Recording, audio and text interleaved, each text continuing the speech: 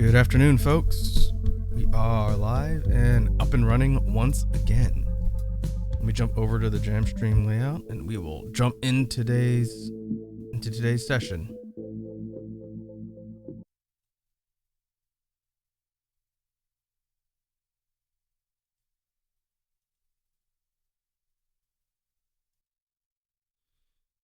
All right. We should have audio. And let me throw in a real quick background loop I made while we were loading.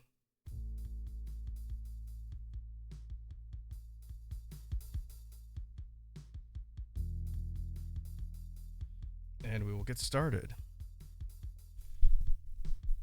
So it's been maybe about a month. I think last time I did one of these was last month.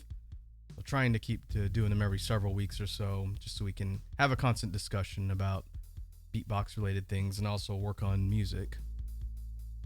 Today's session is going to be pretty much the same in format. I have a topic I wanted to talk about, which we'll get into after we do sort of the intro and warm up. We'll talk about said concept. Today we're going to be returning to the idea of air control and breathing exercises.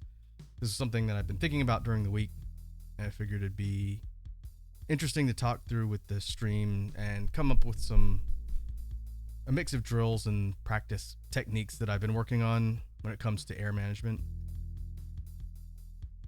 And then we'll see how long it takes to kind of work through that. And then with the remainder of time, we will be jumping back into brainstorming BGM ideas for future projects.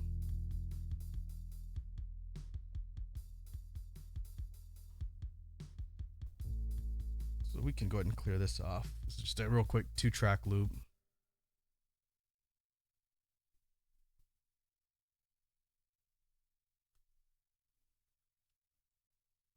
We'll save that. And this will be my chance to sound check for the stream audio settings like we normally do. And in general, just a good chance to get warmed up, get the blood flowing. I'll do a little bit of freestyle practice as well. And we'll get into it. So let's kick things off.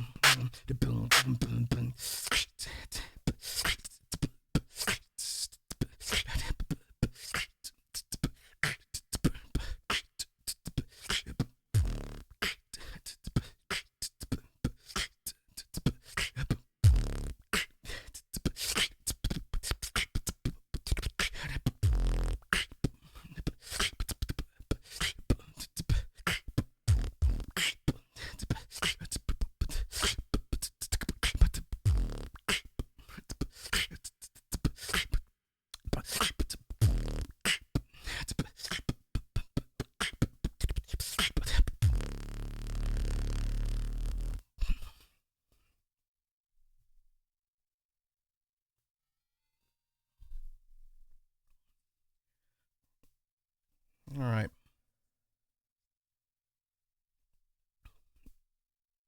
think that I'll do for like a real quick warm up for what we're going to be talking about in technique and sound theory. It's kind of going to just segue into what I wanted to talk about for the discussion as it relates to drills and practicing and whatnot. So let me update the caption and we'll be talking about this stuff for a minute.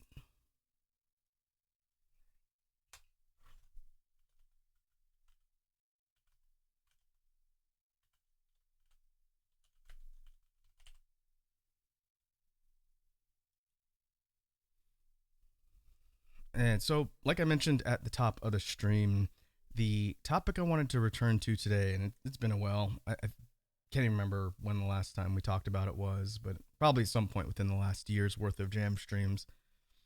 But the whole idea of air management and breathing techniques for beatboxing specifically.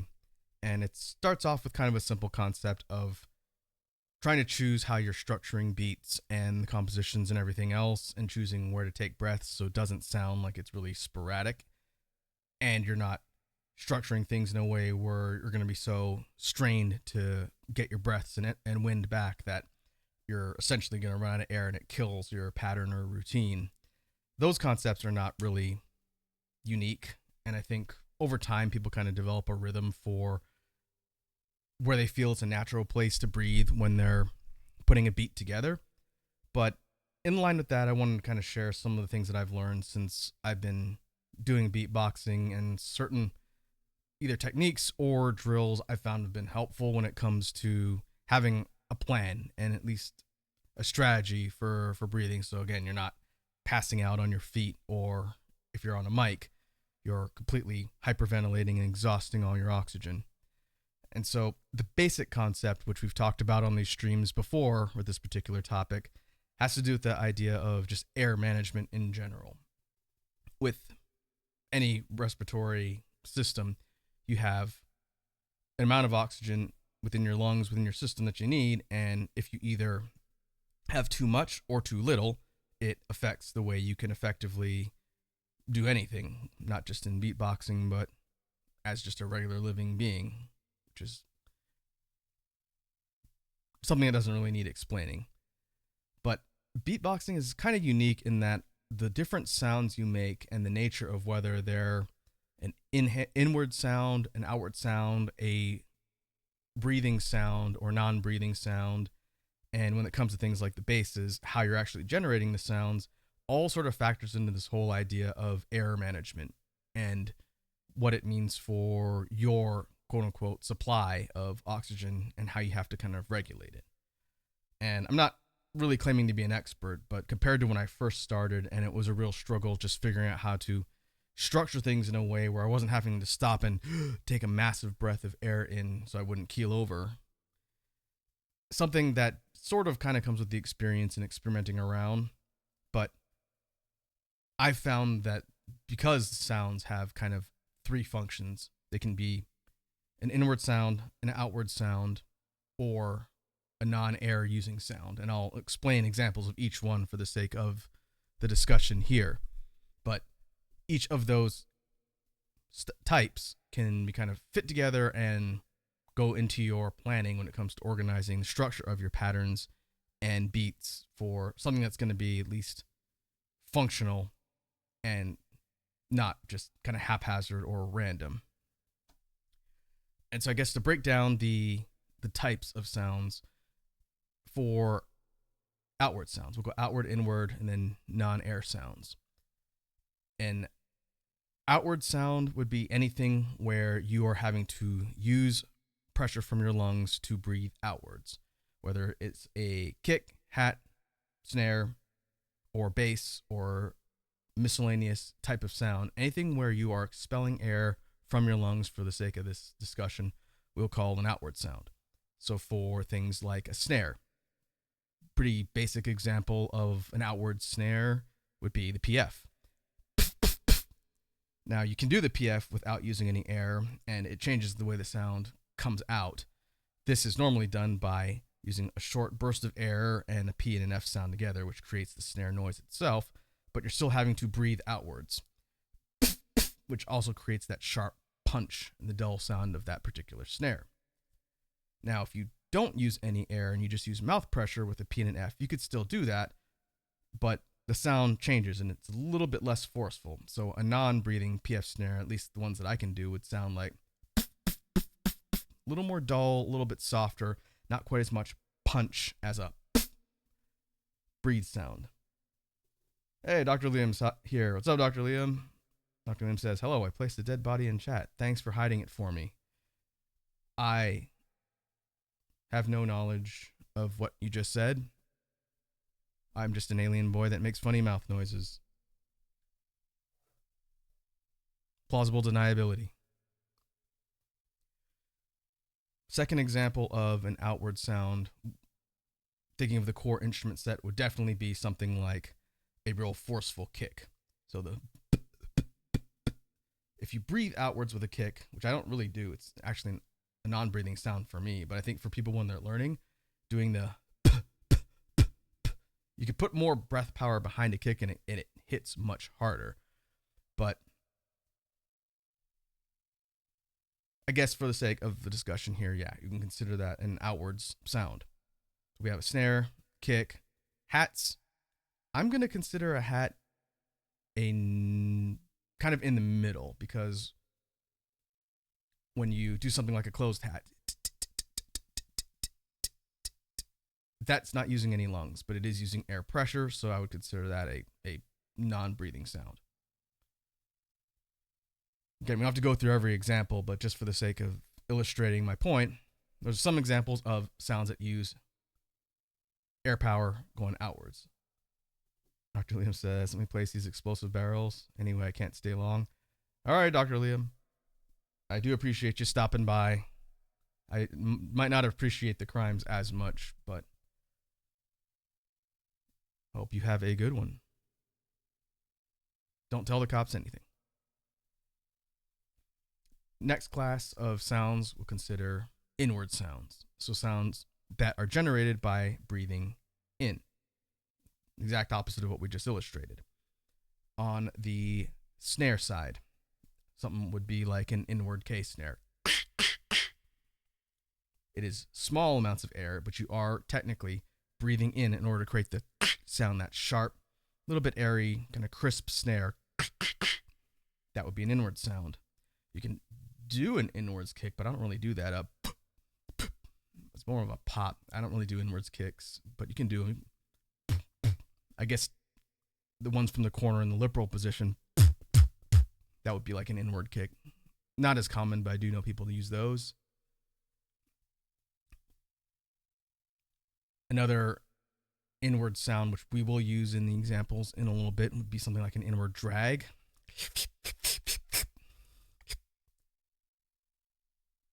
Definitely a good example of what we would put into kind of a breathing pattern. And that, again, that's going to kind of get its own section of the discussion in a little bit.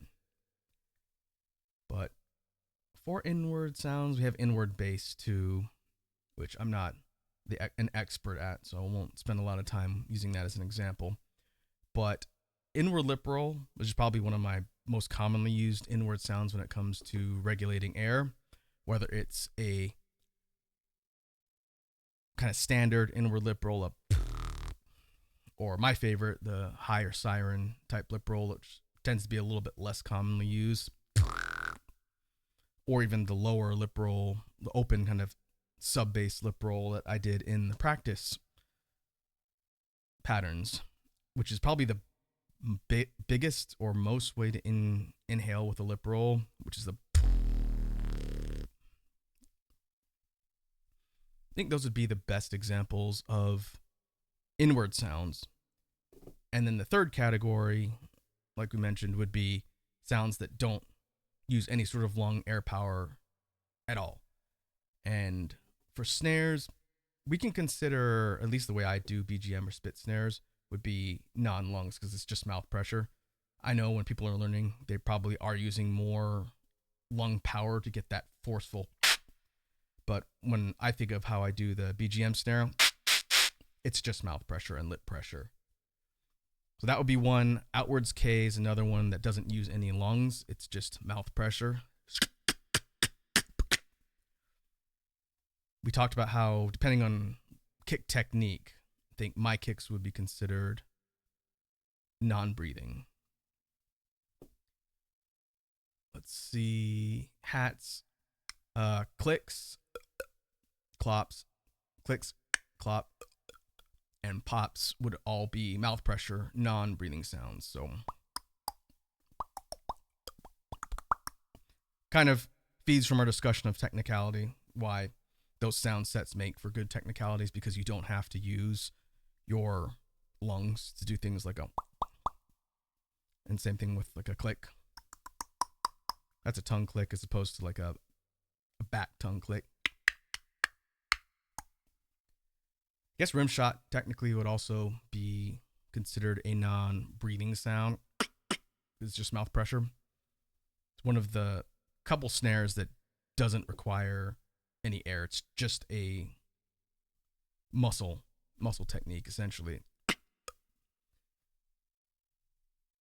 And so taking all three of these classifications into consideration when it comes to putting a sound set or pattern together, I think depending on both the style, speed, and complexity of what you're doing, kind of drives where your focus would be as far as putting either breath breaks or sounds that are going to take the place of a breath break in order for you to get air in the case of, you're using a lot of outwards or air depleting sounds and you need to be able to get air back. You're either going to have to stop and breathe and fit that within a natural place in the song so it doesn't just cause everything to drop and break, or you have to mix it up with sounds that are going to have some way of you replenishing your air supply with intake. I think maybe the last time we talked about it, we sort of defined the concepts of intake versus output. Intake would be anything where you are breathing inwards in order to get air into your lungs, and output would be the opposite, getting rid of air. And like we've talked about before on previous streams, you can't just weight one versus the other. If you have too much air, you can't generate sounds. If you run out completely, you also can't generate sounds. So you have to kind of maintain a little bit of an equilibrium and balance between the two so that you're able to create sustained patterns and things in the routine and not keel over on your feet or on a mic. So if you think of maybe a real simple example of a beat that is, let's say it's all breathless or outward sounds, and I didn't really map this as far as like a lesson goes. This is just some ideas. But let's come up with a beat as a sample and then think about what we would do in order to manage air on said beat. So all either outwards or non-breathing sounds. Maybe we do something kind of simple to like Under the Ground, one of the older BGM songs that I made. So it'd be something like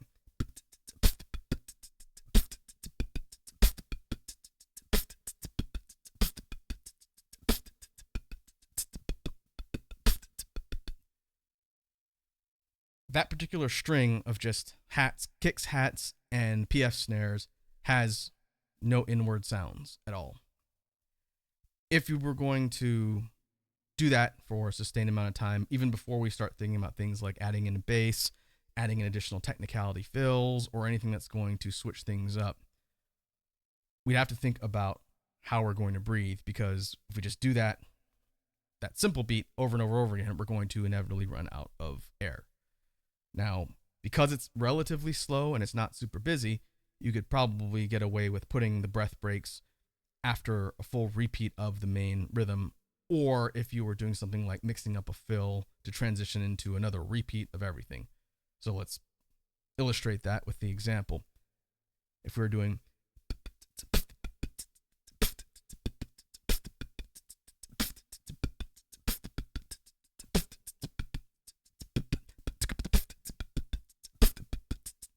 where I did the real quick fill,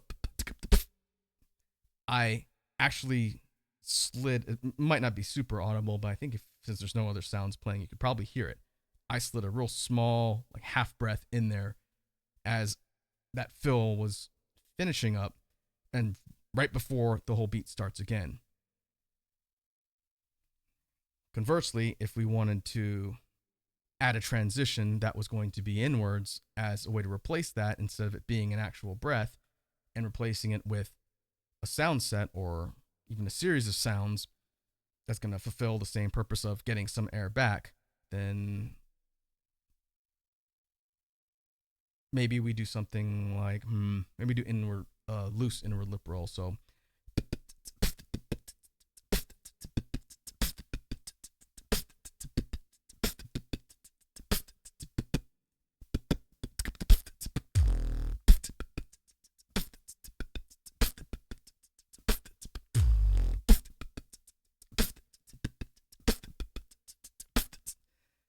and real simple example in that case, but every time you're hearing it is essentially a large breath of air inwards while it's generating that low kind of punchy 808 sub bass sound. But because of its placement in the repeating rhythm, it's serving as our breath break, and I wouldn't need to stop and insert that real quick breath anywhere else in the song. Another option could be something like maybe adding in drags, which I need to get better at using.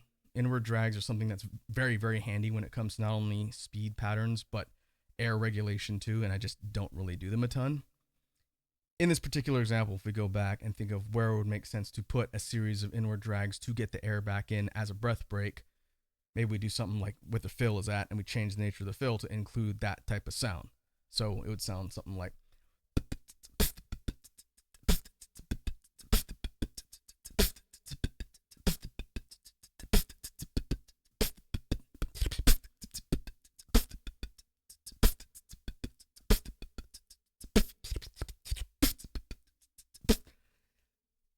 feels a little bit less natural because, again, I don't really do that consistently in beats, but doing things like a regular drag, or even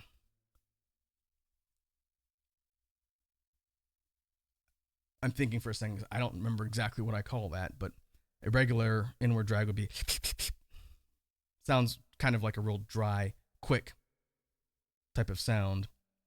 But the one that I do more commonly, I am blanking on what the name for it is, but it's like a inward hip or hit, and I'm pretty sure that's not what I call it, but it's like a hit drag, and that was the, it's the thing you always hear me do before I do like a beat redeem. Yeah. And so you could do something like adding in a, or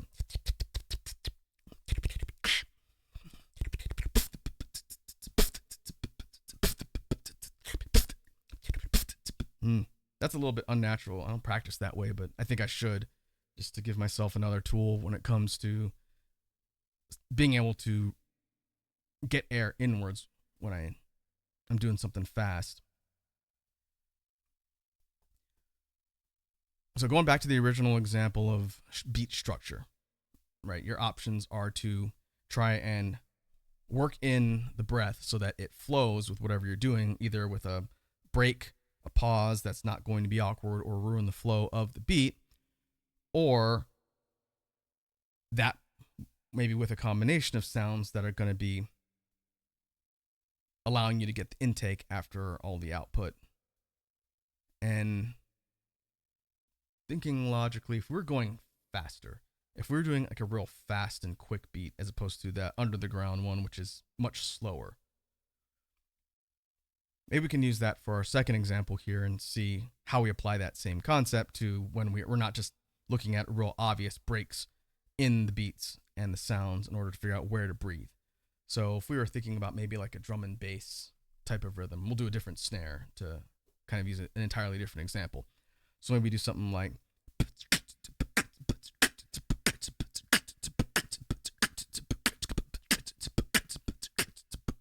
real quick 1 2 1 2 1 2 type rhythm with an outwards case snare. But let me try and run it from a prolonged series of repeats and then see where my brain logically thinks to put the breath breaks or whatnot, and then we'll use that as kind of the example and see how it pieces together. Because I honestly probably should come up with more sample beats before these discussions, but I just come up with an idea and kind of wing it. All right, so we're gonna go. Let's add a couple more layers of complexity. Same tempo, roughly, same type of beat, but a little more, so it's busier. So maybe something like.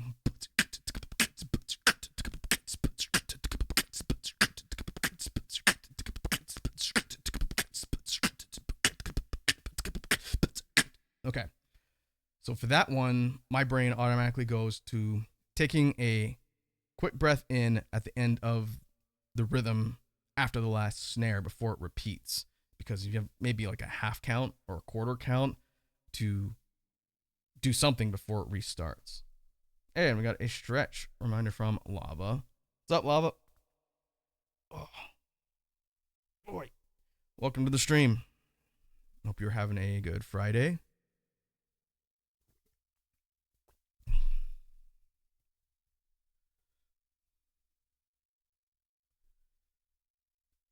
And so again, thinking of where my brain puts the breath break there, if we were going to switch up our options and say, how are we going to create sounds or a sound set instead of an actual stop and breathe, like breath break? Maybe we do it in conjunction with a fill or a transition. Let's see. Let's give it a try. Maybe we can do maybe inwards, just like a real quick bass hit before it goes. I don't know if that'll work. Let's try it. We'll do the same beat again, and we try a different way of putting the breath break or intake spot in that sequence. So let's see.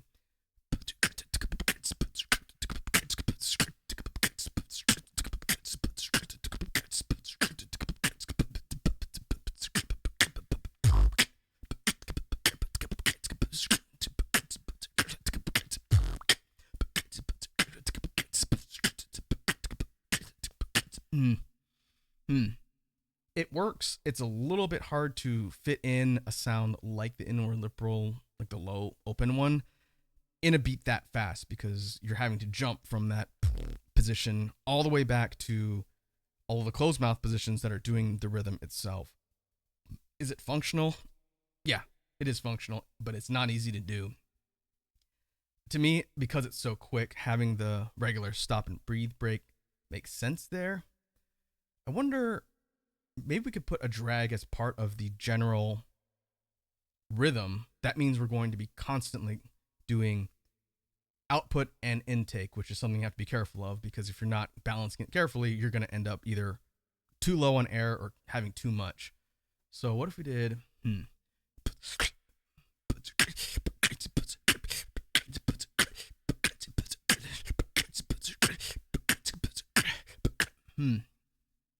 I honestly don't do that in my beats. Okay, if you change the rhythm slightly just for the sake of trying to use an example with drags.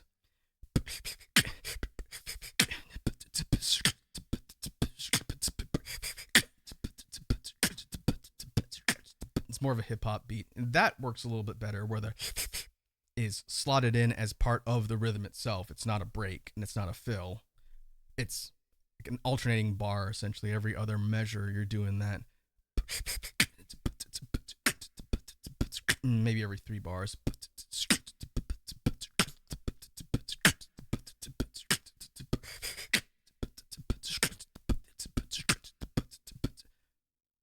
Or you make it as part of the top of the repeat, because you don't need to do it every 2. That would be not really necessary because you're not putting a ton of air out of your lungs. So maybe it's the start of the repeat, and then you don't do it until the following repeat resumes at the top again. So that would be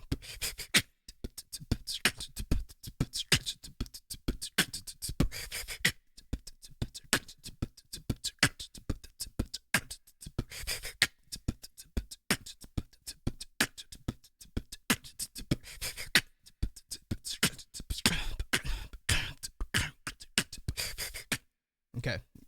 In that instance, having the drags in there would make perfect sense. I did want to sort of segue into the next example, which is something I did as part of that just at the end, kind of unintentionally, but I was going to talk about it next. And that's actually putting the outward breaths in a place that rhythmically sort of blends with everything else as you're doing the whole beat itself. And it can be done with inwards and outwards breaths, and I do them kind of subconsciously without thinking. But let me see if I can do that in a long example and then break it down section by section. And it probably works best with something that's mid-tempo and a lot of outwards. Inwards and out, I don't think it really matters. Maybe inwards snares to balance the outward sounds. Hopefully this will make sense once I actually do it. So let's see. Mid-tempo, kind of faster inward K snares. So maybe something like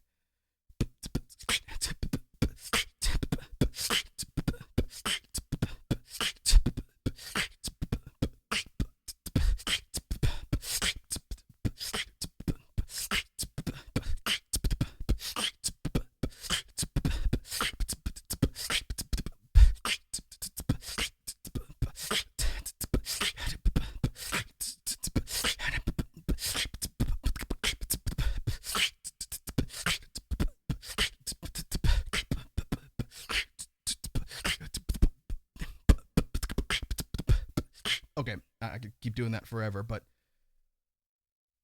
what you're hearing, if you listen carefully to the way I'm constructing all the sounds, that particular long sequence of like a hip-hop-ish type beat with slight variations here and there had no stopping breath breaks.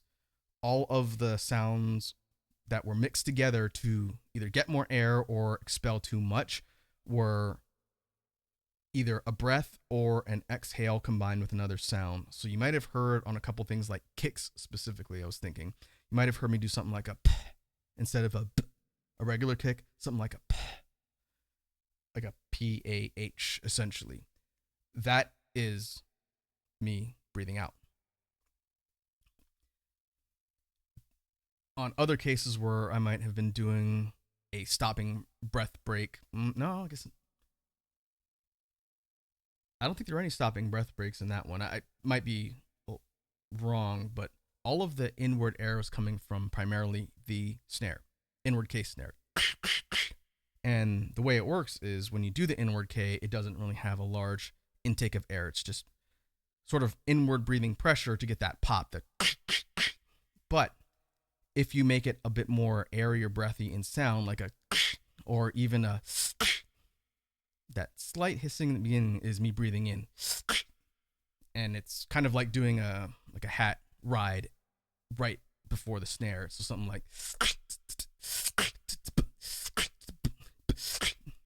that automatically transforms the sound from just a real quick into a breathing, more functional breathing sound, because that's the breath.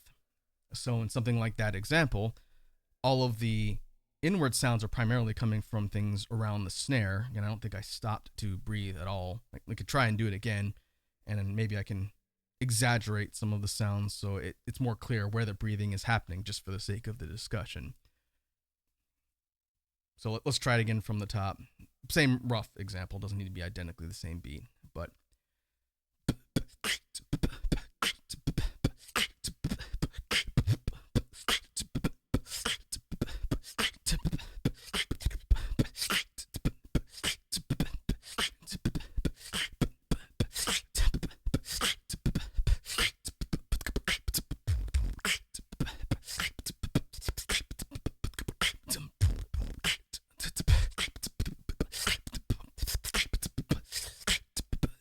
Okay. All right. Again, if I'm not thinking about it, I can just do that forever. That time I tried to pay a little bit closer attention to any stopping inward breathing breaks, and I didn't count any. All of the inward sounds were coming from things like adding air to the snare, or things like a drag or inward sound directly without it being just a stop and take a breath. All of the external breathing, in addition to just the sounds you hear, were me either doing things like a or even on things like hats, doing like a shh. Little small kind of micro sounds fit into the overall combination of things being done, but it's all essentially breathing while making the sounds at the same time. And that's not something that I learned from a tutorial. And again, I'm not claiming I'm an expert at breathing. It's just over time, especially after I've been doing beatboxing for a bit. In the beginning, I was having a real tough time maintaining air. I do have experience a long time ago playing a wind instrument, and I do like to sing, so I kind of already knew how to roughly manage air power. But beatboxing is very different because the way you're using your air is different from playing an instrument or singing, but the same concept.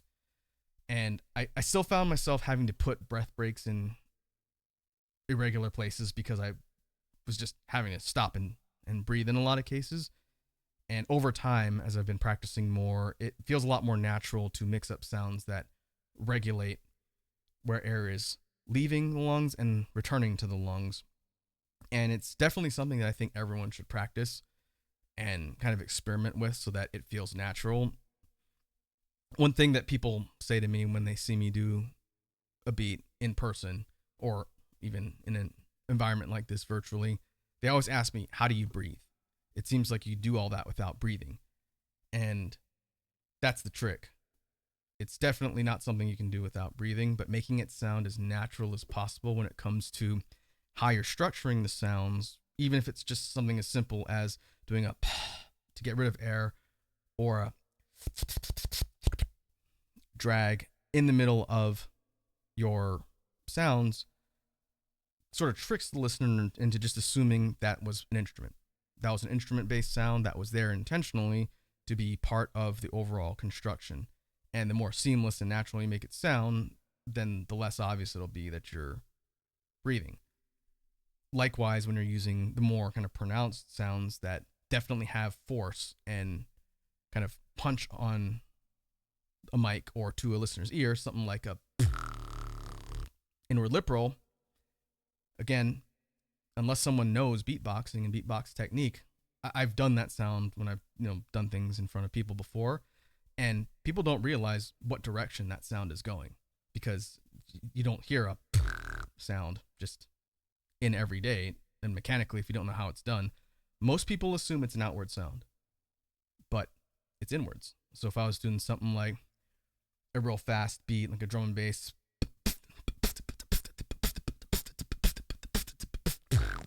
and then so, someone might say, well, you're doing all of these sounds that are going outwards, and you're doing that weird bass sound that's also outwards. Where are you finding the time to breathe? And then the sort of magician's secret in that instance would be that is the opportunity to breathe because that is an inward sound. And whenever I explain that to people, then they're always at least surprised. I don't know if they're impressed. I never assume people are impressed by anything I do, but they're at least surprised to think, oh, there's a mix of sounds and the air is going in different directions at any given time when someone is making beats on a mic. And that's one of the things I find really fascinating about beatbox technique and sound theory in general. There's a lot of mechanics to it that are very complicated and have a lot of potential to be able to be used as tools to change how sounds behave, how patterns fit together, and how overall routines that use said patterns shape and become quote unquote actual songs. And when I first got into beatboxing eons ago now, like 7 years ago, I didn't think it was that complicated either. When I was first learning and just figuring out how sounds worked, I thought it was all just kind of funny mouth noises, and the idea of air management, breathing techniques, and all of that was something I learned over time. And I think it's pretty fascinating to see what people out there in the scene, the pros, people who do it much better than me, do in order to incorporate those techniques. Because you listen to some of the pros out in the competitive scene, their beats are very natural, and it doesn't sound like they are having to stop, breathe, and disrupt whatever they're doing because they're pros at it. It's definitely a level to aspire to get to, and kind of a thing that I would say you never really stop learning. But before we move on from technique and sound theory, if we're talking about drills, practice techniques, things that I found useful. One thing I just sort of started doing, I don't remember when, but in addition to incorporating things like inward drags, inward sounds, doing the sounds as part of regular instruments, both internally, inward and outward, is something I've just developed over time. And I'm talking specifically about adding things like breaths to outward kicks, hats, or inward snares and whatnot. Things like the or that's something I just started doing subconsciously, and then looking back, I realized those were all techniques for managing air. And I think kind of training your brain to do that when you're just starting out is probably going to serve you well in the long run, as opposed to waiting until you've got a lot more experience and you're trying to sort of backwards learn all the breathing techniques.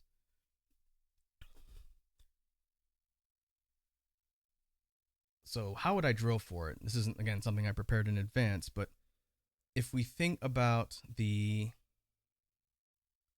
let's see if this works, and then if people are listening and have any input as to whether or not this sounds like something that someone learning could take advantage of, then I'd welcome the feedback. Let's think of just a simple 4/4 single kick drill, and then think of where we would put the breathing around just doing this, in ad nauseum forever. So maybe mid-tempo 4/4, so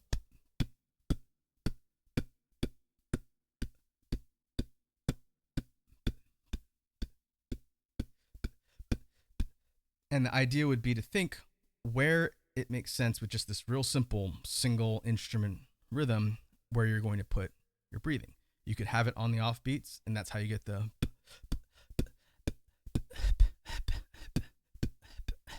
You could do it in both directions. Inwards, it sounds like, and outwards, it would be. You're basically putting an H sound after the kick. And even though it's a really simple example, this sort of illustrates what I'm talking about as far as putting the breathing in a natural place that's not making it so you go stop and everything is done. Instead, you're figuring out ways to fit it in between what you're doing. And obviously, the more complicated of a rhythm you're doing, the harder that becomes.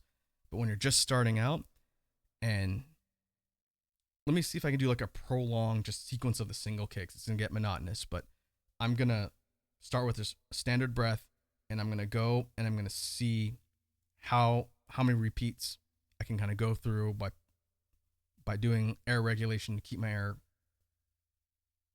coming back in and leaving at the same time so that I don't disrupt the constant kicks. This will probably be a good exercise with a metronome, but let's give it a try and just see. So if we're going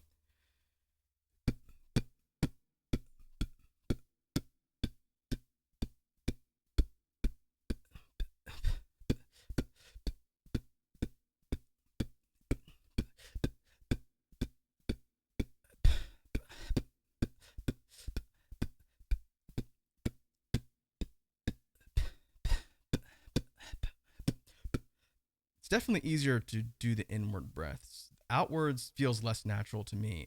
You're sort of like a if you're alternating it just every other like that, then it's easier to hear sort of the difference.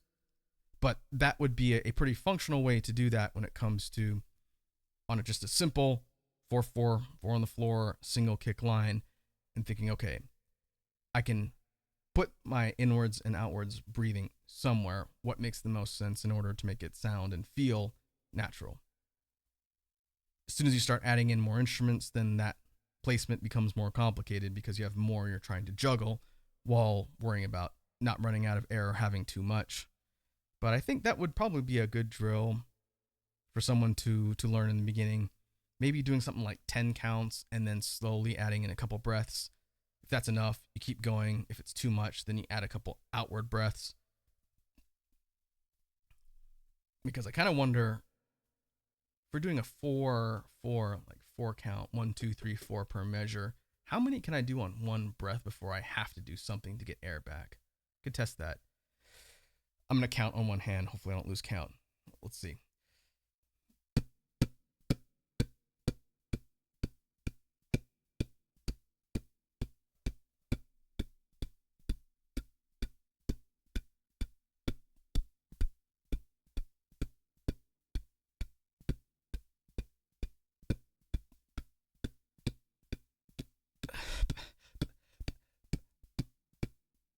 It's about 12 repeats of just 12 repeats of the 4. So that's 1 bar. 12 repeats of that roughly before I had to breathe at the end. If I was putting a beat together that had a similar tempo, I don't think I'd wait that long. I'd probably do it on 6, maybe at the halfway point. But that's good information to kind of just be aware of. And I think it's a good exercise to do to sort of test your overall kind of maximum or supply of oxygen that you have when you're going through and doing sounds. Maybe either with a timer or keeping a count of how long you can do something before you're physically out of air and you have to either slot in breathing or stop and take a breath, take a break, whatever. And then over time, kind of keeping track of that maximum and seeing if it improves. Back when I was taking beatbox lessons, one of the pro beatboxers that I studied under for a bit, Kindo, he said that doing regular breathing exercises is really good training for any sort of instrument playing as well as beatboxing. And the one I remember in his tutorials he mentioned was just doing deep breathing in and out. And I think we've talked about that before, maybe in warm-up discussion here. But doing something as simple as taking a real slow, deep breath to fill your lungs with air, and then breathing out slowly to empty them over time. The theory is that you kind of accustom your lungs to that filling and emptying, and you're able to hold more air. I think that's how you see some of the crazy air and lung control that vocalists, wind instrument players have. And that's something I don't do religiously, but I do from time to time. It's also a good way to manage stress too, deep breathing. And I think it's a good way to train for something like beatboxing. And that'd be something as simple as maybe doing like a 10 count on breaths or 10 times where you're just going.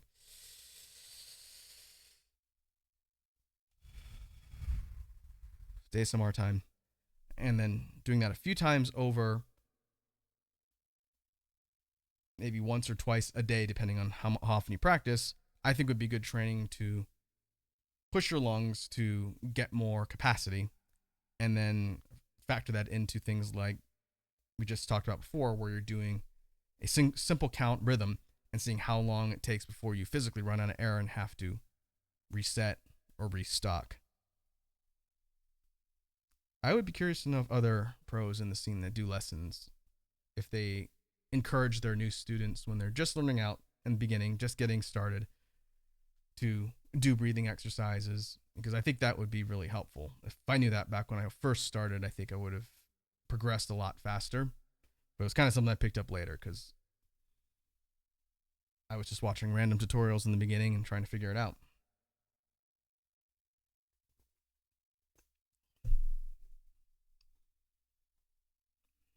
Well, I think that will just about cover what I wanted to discuss for breathing techniques and air management. Again, it's a topic we return to every once in a while in these jam streams. It's not necessarily something that requires hours and hours of lecture discussion, but it is something that I don't think a lot of people readily think about when they're getting into beatboxing or if they've been doing it for a while. So I will continue to kind of think about that offline in practice. And if I think of enough topics on breathing specifically, I feel like it warrants another discussion on one of these jam streams, then I'll definitely do another kind of follow up and saying, I've been practicing these things and I feel like it helped. Here's how I change things up for the latest drills or what have you. So it'll be a topic we come back to in the future. I think next time we do a jam stream, though, we're definitely due to talk about technicality again. I think it's been several streams since we last kind of talked about that particular topic. Now, what we can do is let us switch gears to BGM brainstorming. This will be the duration of the stream. I have to switch my sound sources to put my mic back on the Scarlett. But I also need to run to the little Raku room. So I'm going to go to loading, and then I'll switch my sources and we'll come back. So I will be back in just a minute, and then we will jump into BGM brainstorming. So let me mute this, and then we'll go to the loading screen, not the outro, just the loading screen. And we'll be back in just a minute.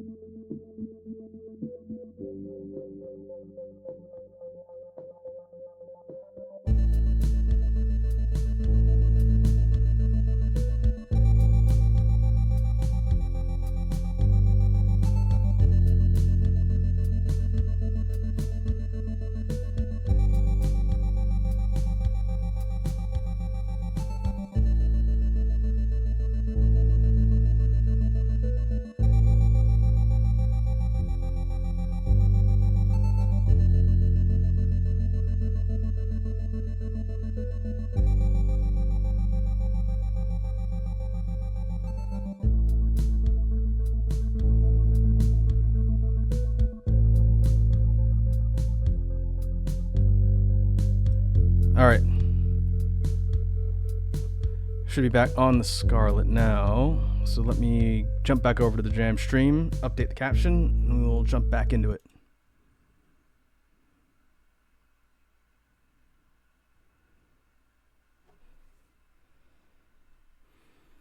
Okay, we need to unmute the 505. There we go. Should have input from the synth coming in.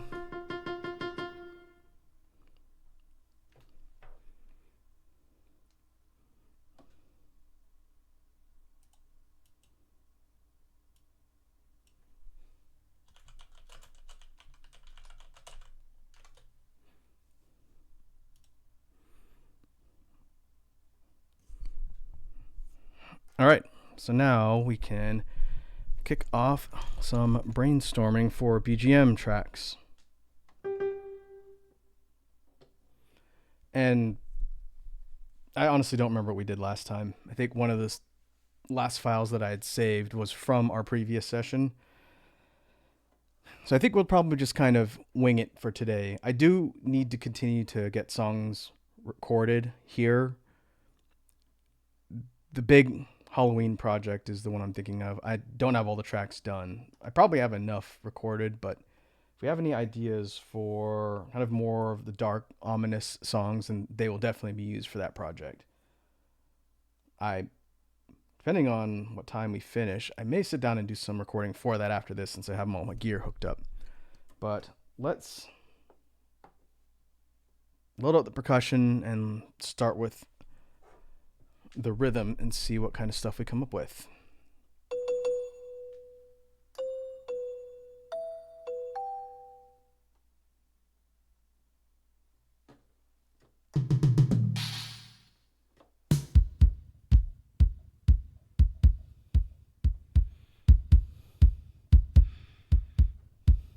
We can lay a kick line down first, and then layer in the rest of the percussion on top so we're not just stuck with one sound set.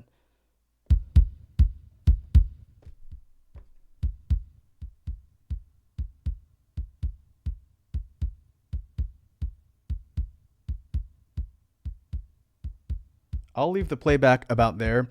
If it's too loud, then I can always drop it. Just let me know.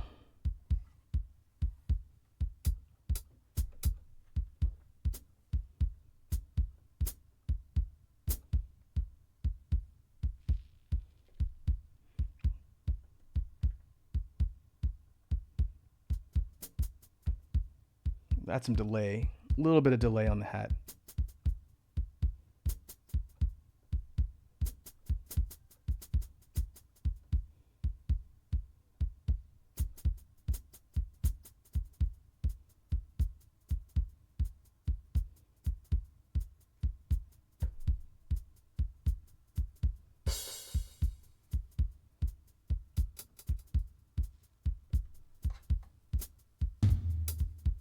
Now for a snare.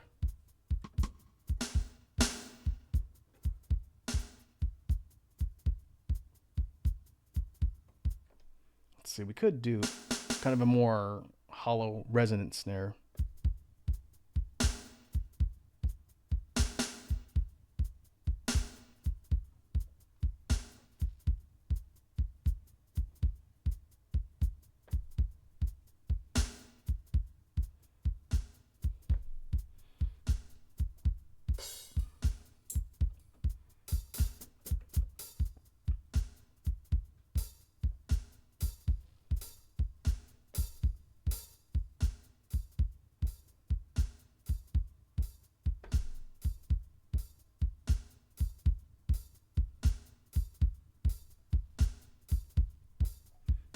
Okay, kind of mid tempo. Not really constant, but has kind of like almost like a herky-jerky feel to it. I think we can build around that.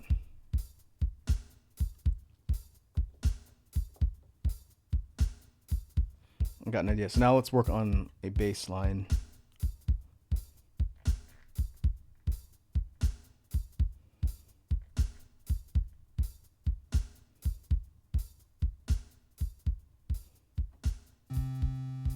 We're going to use 329, but we're going to boost the bass a bit.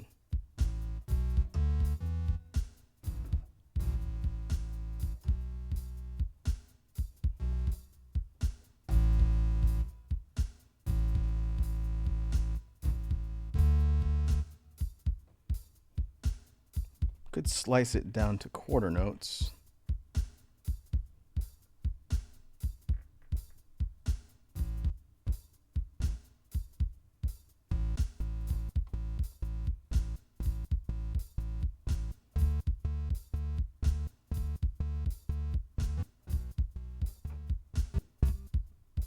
Might be too slow. That's not bad.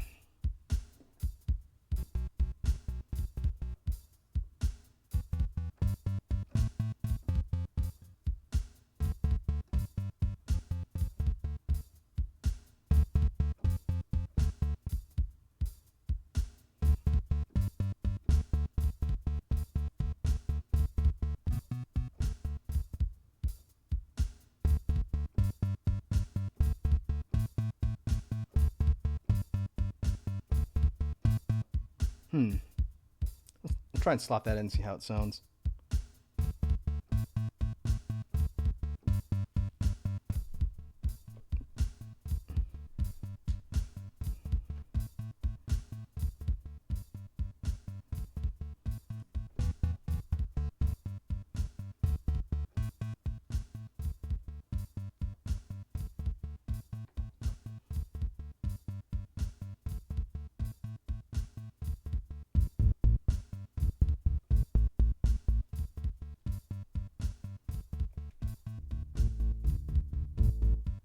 And we're going to add in a regular synth bass under it, maybe a little bit lower volume. Same note progression, same rhythm, but just a little bit more lower end boost.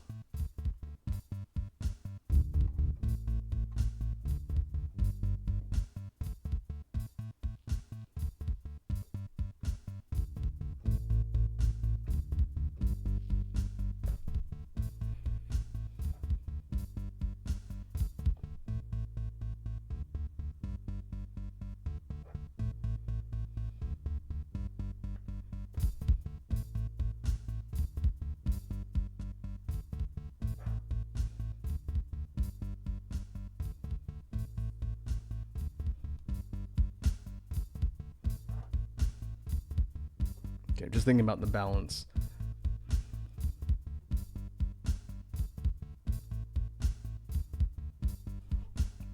All right, let's work in a high synth.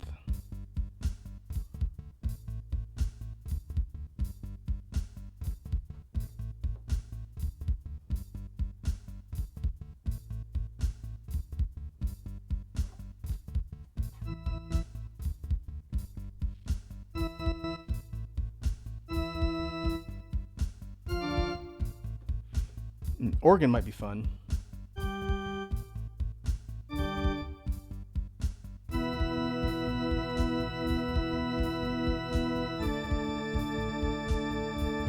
That's really loud though.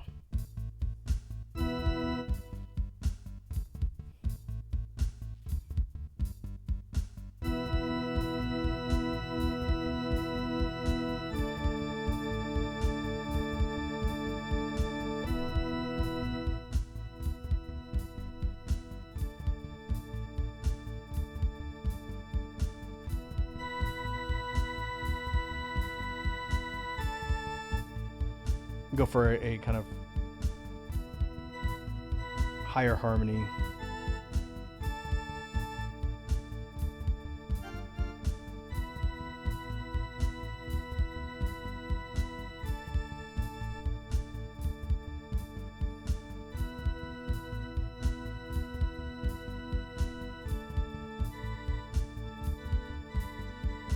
Huh.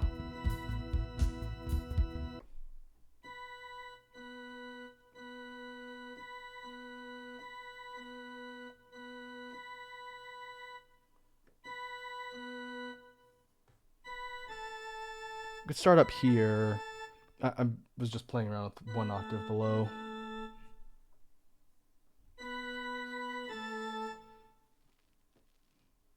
But but I'm going to drop the high end a little bit so that it's not overpowering the low end.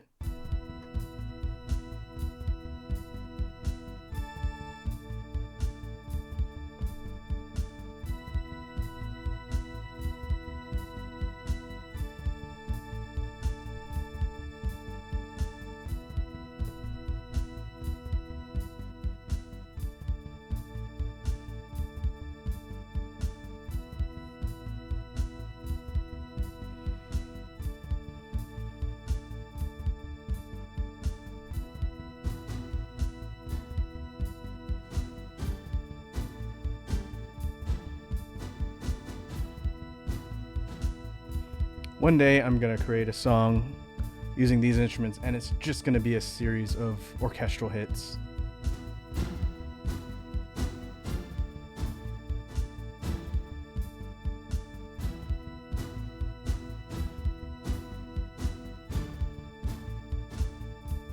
I don't think today is that day.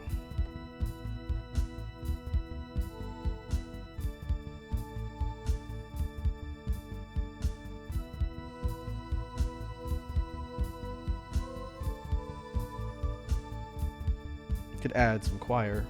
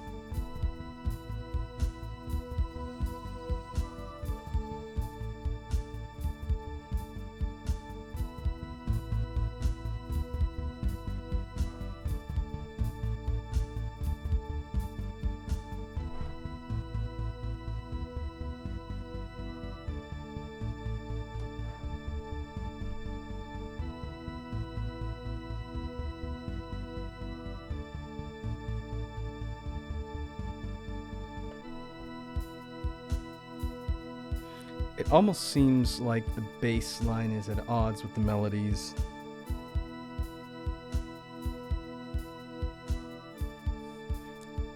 I think we need to redo the bass line. We could go strings.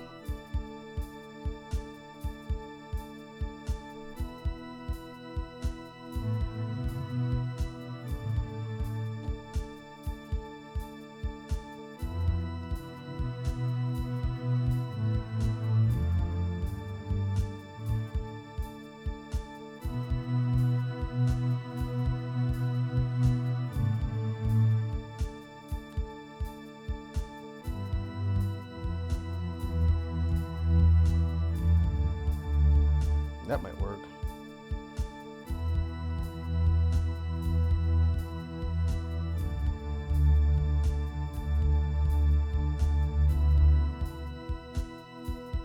Okay, I'm gonna delete the original bassline track. We're gonna swap this one in.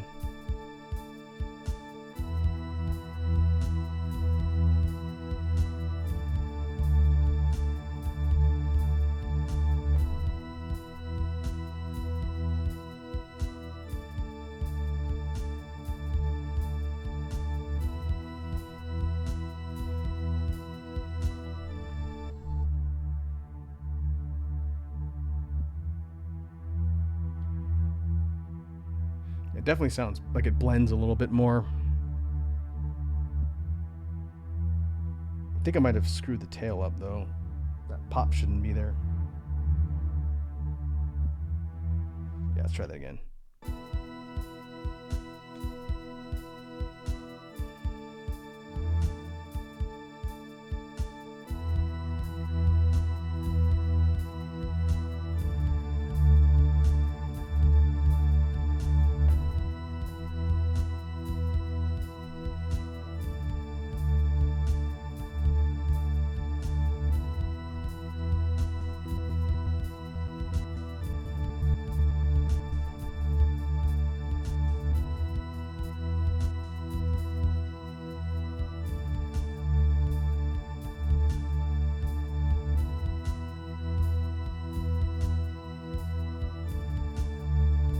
This is using beat scatter at the track level.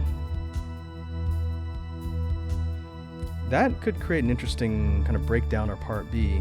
This is applied to just the rhythm, that's why all the other parts are not changed.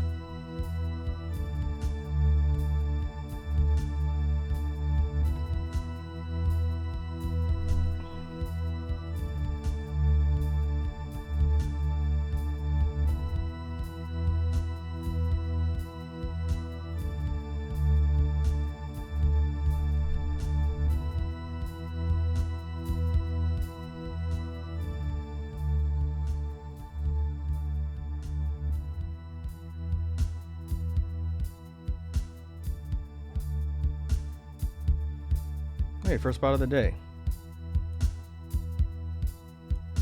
Get out of here.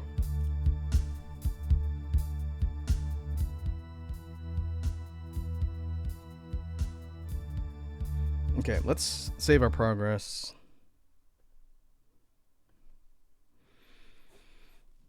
This is 4 tracks. We need something else to layer in with the instruments we've got so far. Let's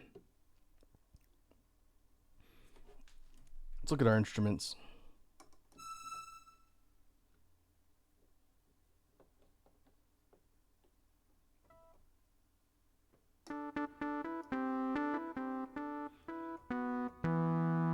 This synth is called Big 5. I don't know what that means. But it is kind of video gamey. I wonder if it's meant to be 5 instruments playing together as a blended sound. Okay, what if we added panning delay to this?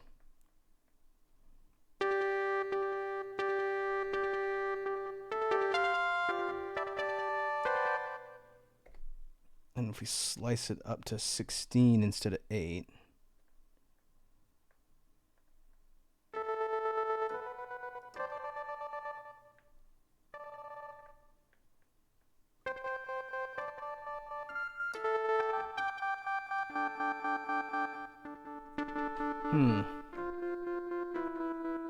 This is on 8s, not 16s.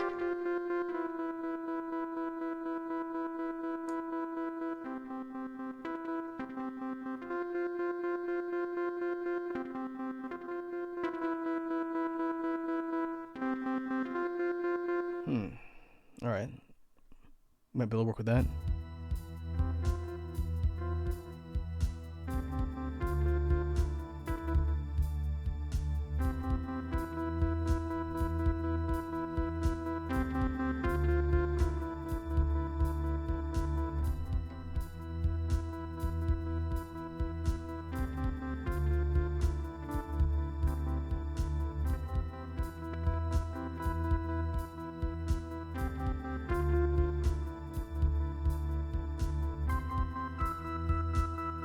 Go high too.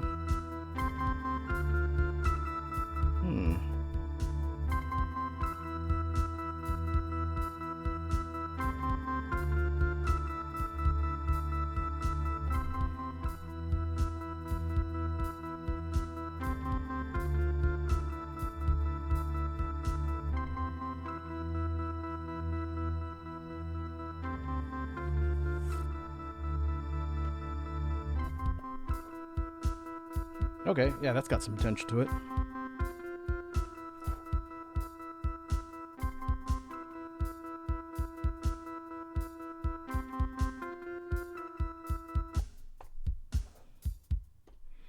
Okay, let's save that and take it from the top.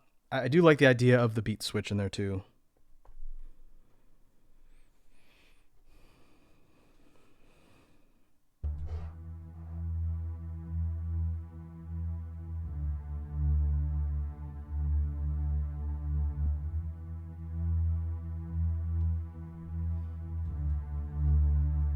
Start with the bass maybe.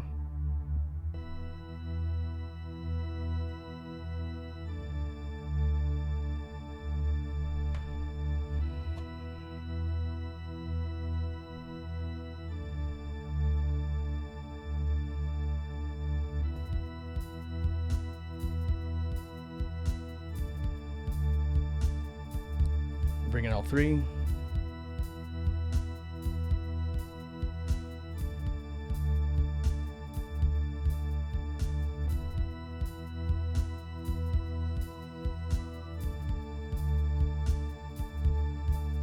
This kind of reminds me of some of the stuff we did on Lightbane Temple and even Songs of the Spiral.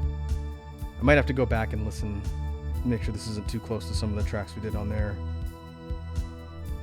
But this could serve as a pretty useful theme for something like kind of like a procession or like an army's march.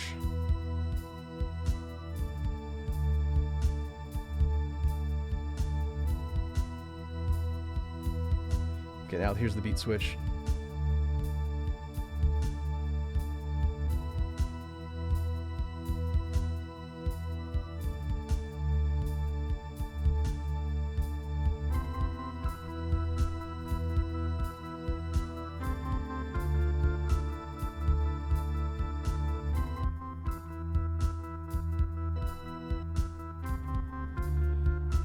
Now the question is, do we want to have this particular synth line be isolated or playing with the others?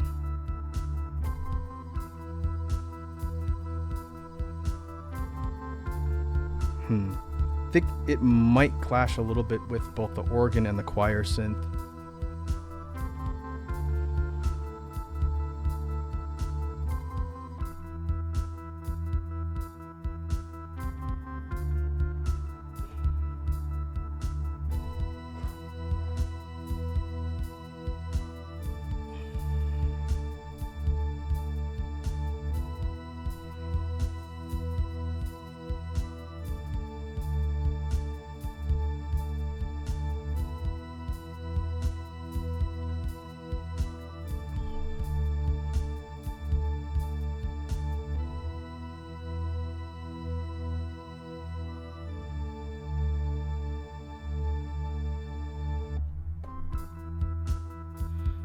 If I wanted to pull all of the organ and choir tracks out and have this come in with just the bass line and the rhythm, that would be kind of tricky, but I might be able to do it.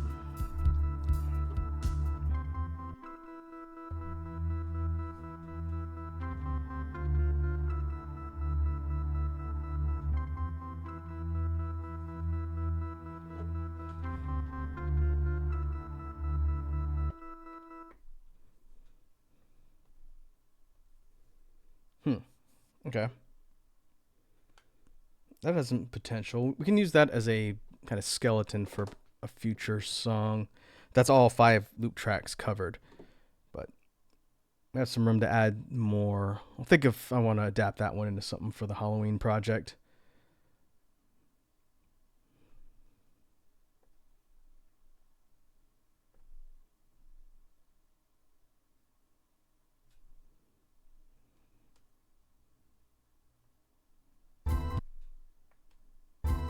But let's clear another file. Let's see if we can do at least one more.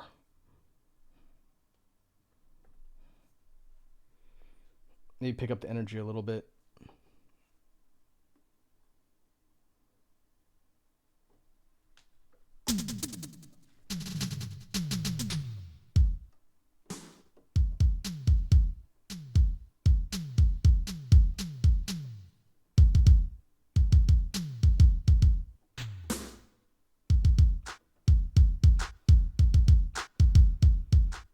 Maybe something dance, kind of dancey.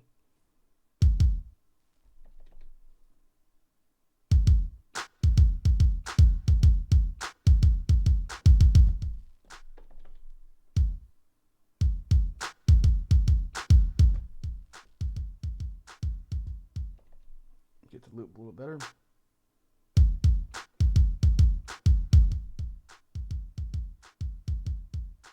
There you go.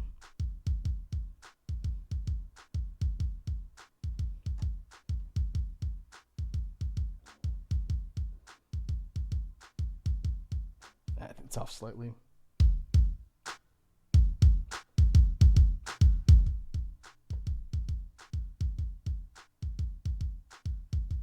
That's better.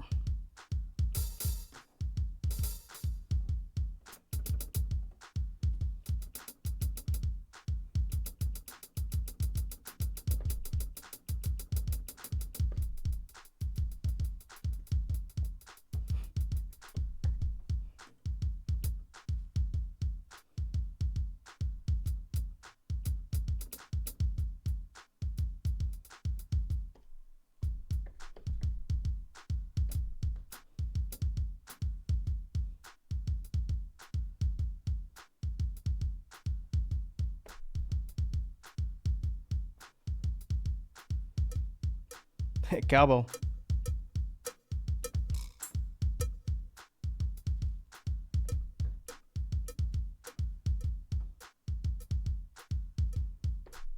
I think I'm going to put a cowbell in there.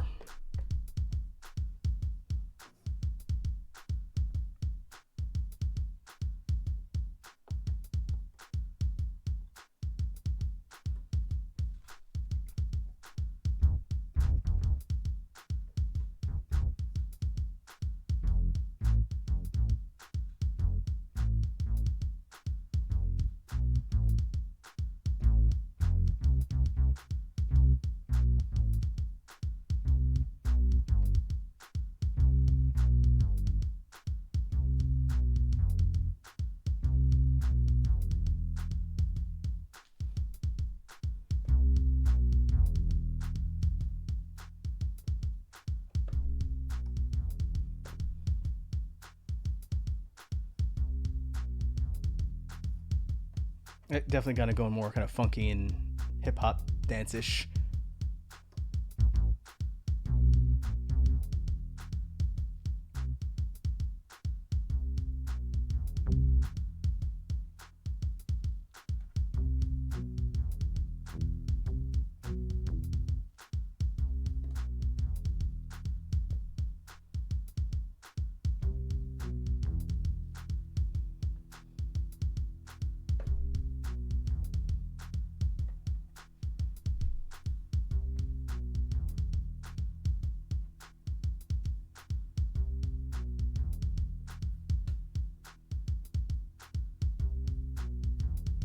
All right, now we need some sort of high melody.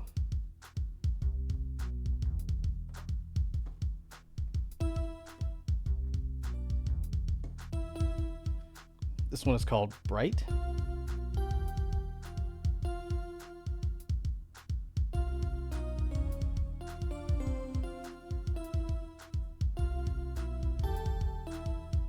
What if we throw a filter over that? Ooh, yeah, okay. We haven't done a sound like that in a while.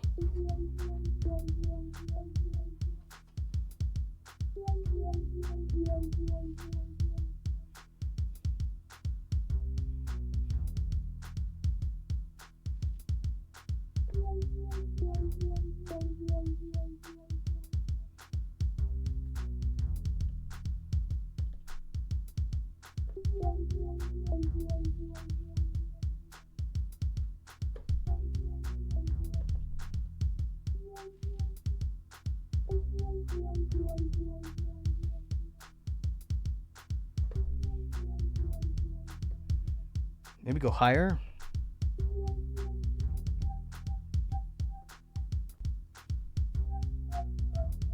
Oh, you kind of lose it because of the filter.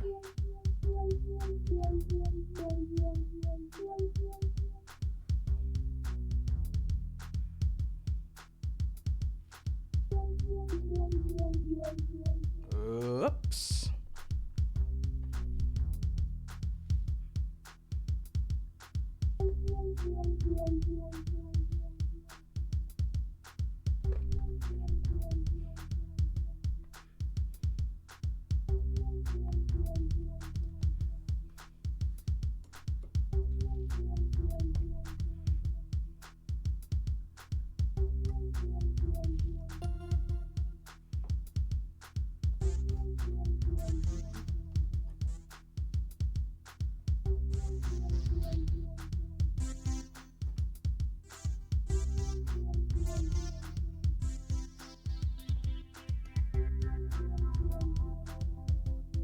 Well, I kind of like the way that fades out. This is just called Fargo. We've used this before.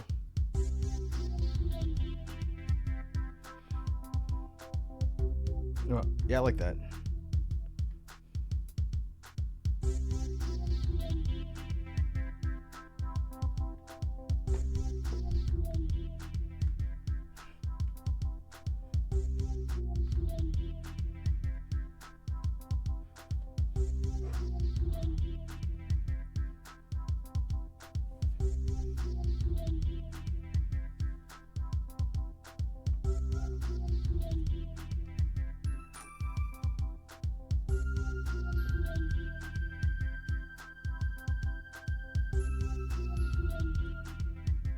Okay, high melody.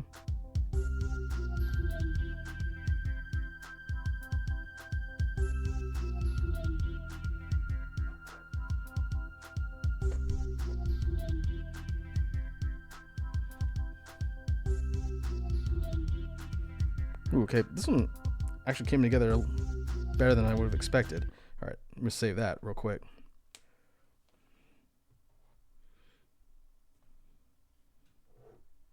Keep saying I need to write more hip hop type beats. This might be a good intro, at least good practice.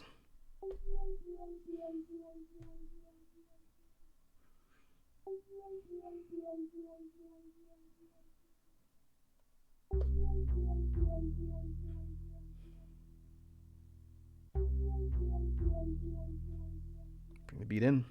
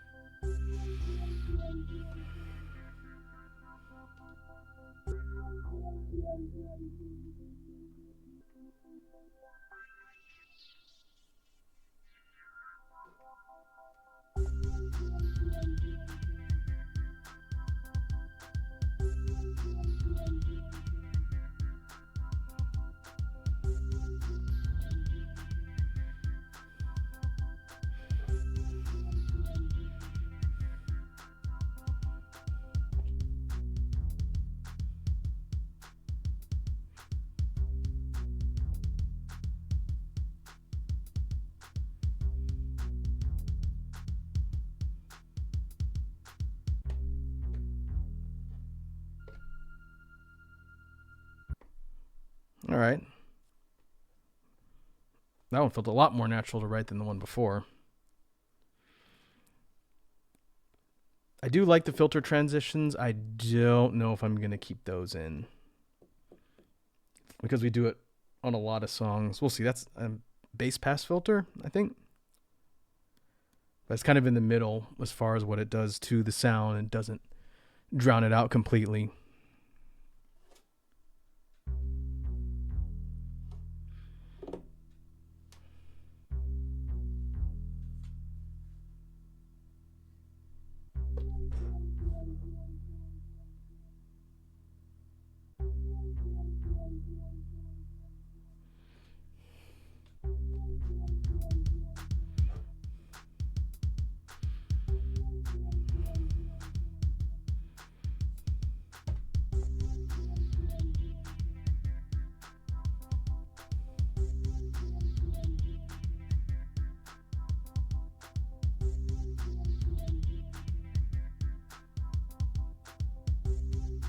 Bassline, now that I think about it, sounds kind of similar to the bassline in Rack City by Tyga. The song's faster though.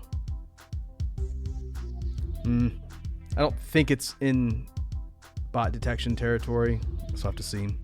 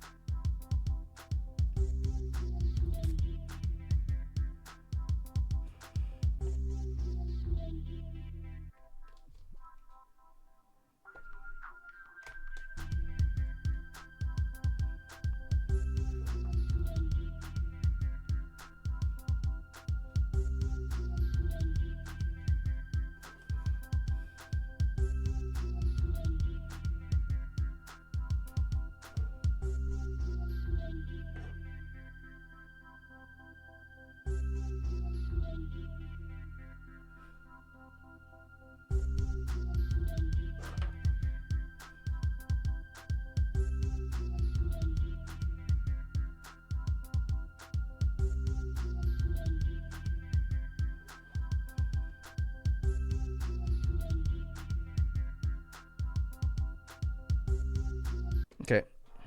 I'm happy with how that one turned out.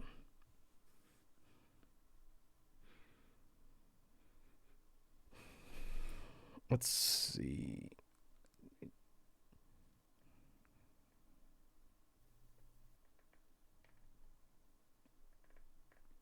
Okay, I'm definitely going to have to do a recording dump. Running out of empty spots on the loop of places to save new things.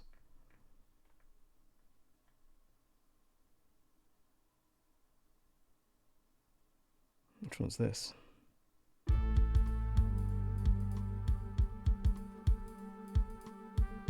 Oh. Okay, there's a bunch of kind of half-finished stuff and things that might have come from other streams. I got to go back and look and see where I left off recording. Much less where I left off saving things on the loop.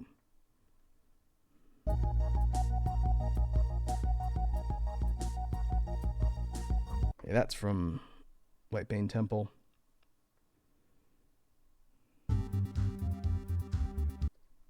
Okay, we're not going to go through all the stuff on here since there's some things for future projects I don't necessarily want to spoil.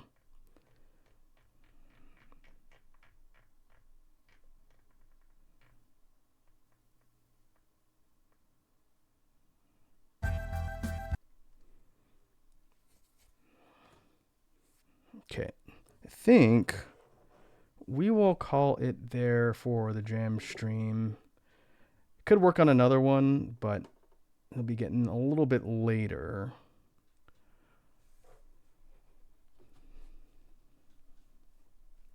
I do think I'm going to do some recording after this while everything's set up. So let me see who is online that we can raid.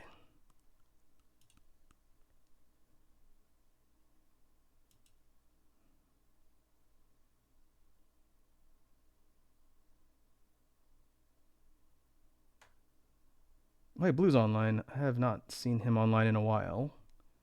Playing MGS4, or maybe watching MGS4. All right, let's go raid Dat Blue's channel, see how he's doing.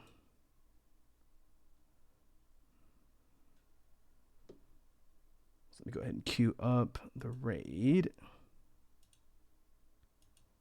We'll mute this stuff and go to outro.